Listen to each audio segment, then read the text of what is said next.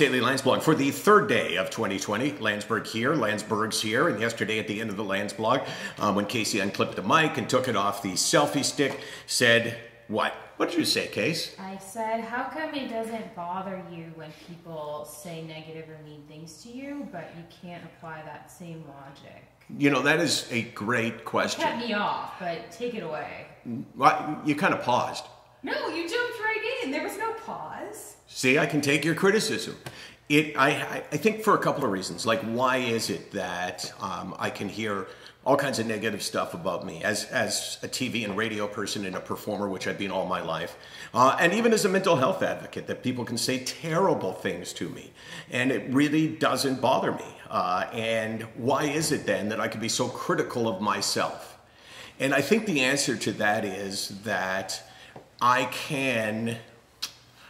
guess I understand that the world is always going to see you in different ways, and that I've been trained to do that since I started broadcasting, right? I learned right away that if you do something that people are going to like, there's also going to be people who don't like it. So I kind of came to grips with that and understood that it's not necessarily a bad thing for having people criticize you or say terrible things to you, because man, I heard the worst things about me over my career. I would say more than probably anybody in Canadian television. I heard negative stuff.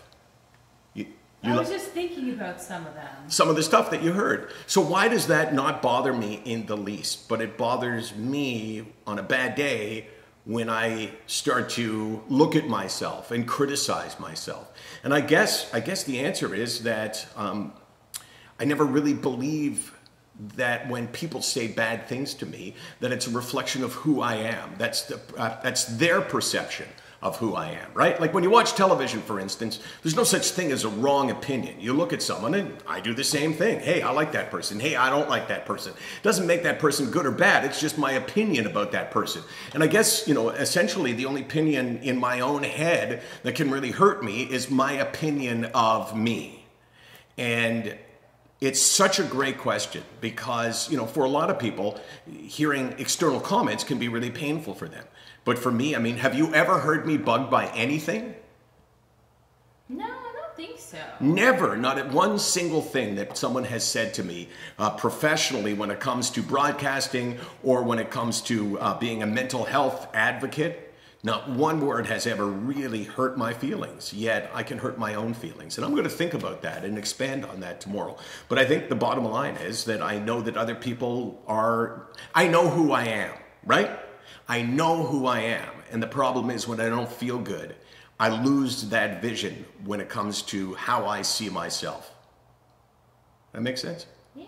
Yeah. It's a tough question, Case. It's a really tough question and a really good question. Maybe somebody has some advice or an opinion. Not advice so much, but an opinion on why. SickNotWeak.com, 24 hours a day, 364 days a year. We're here because we got the good questions. Casey's not as useless as some might say. As some might say.